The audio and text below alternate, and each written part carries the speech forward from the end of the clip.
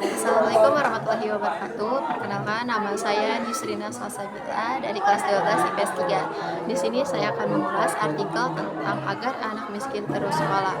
Nah, di artikel tersebut mantan Presiden Afrika Selatan yaitu Nelson Mandela berujar bahwa pendidikan adalah senjata ampuh untuk menguasai dunia, dan pendidikan juga berperan penting loh dalam mengubah hidup seseorang.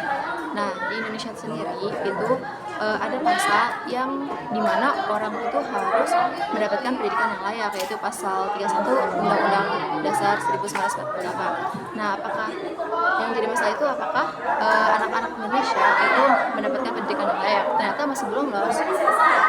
Di Indonesia itu masih banyak anak-anak kayak anak-anak miskin itu belum mendapatkan pendidikan yang layak, seperti masih membayar uang seragam, uang buku, uang ujian, atau uang iuran yang bernilai kecil. Itu bahkan orang tua itu tidak mampu mengeluarkan uang tersebut, terutama kepada anak sekolah yang jenjang itu kelas 3 SMP atau kelas 3 SMA.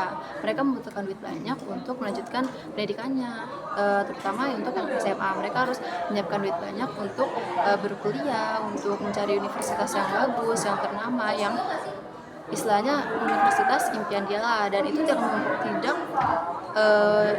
gimana ya, kayak gak harus ngeluarin duit kecil, tapi harus benar-benar duit besar. Nah, mungkin bagi beberapa orang tua yang mampu itu bukanlah hal yang sepele, bukan hal yang masalah lah bagi mereka. Jadi mereka rela mengeluarkan duit mereka untuk anaknya mendapatkan pendidikan yang bagus. Nah, terlepas dari itu, masalah tersebut akan mengganjal bagi orang tua yang kurang mampu menyekolahkan anaknya kembali. Nah, sekolah tuh merasa sah-sah aja kayak minta duit ke orang tua dengan alasan dana bos belum turun atau dana bos belum cair dari pendidikan dan segala macam.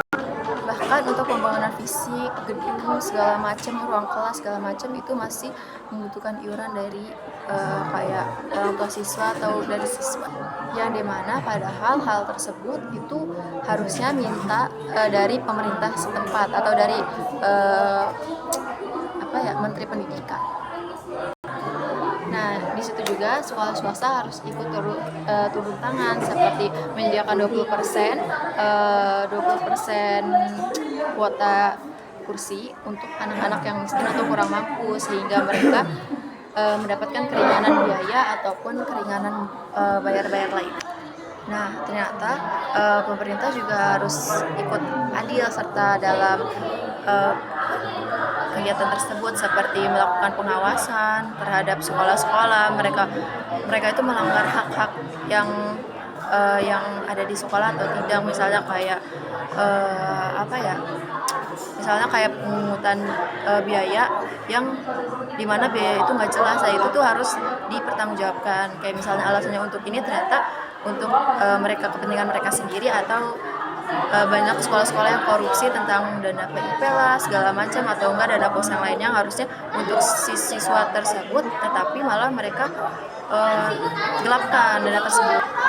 Nah, selain itu juga aparat pemerintah itu harusnya turun kayak ke kampung-kampung kecil gitu, kampung-kampung terkecil, melakukan survei dan membangun sekolah gratis, yang dimana sekolah tersebut dapat membantu anak-anak miskin yang tidak bisa melanjutkan sekolahnya karena tidak memiliki cukup biaya. Baik, sekian ulasan yang dapat saya bacakan tentang artikel agar anak miskin terus sekolah. Kurang dan lebihnya mohon maaf. Wassalamualaikum warahmatullahi wabarakatuh.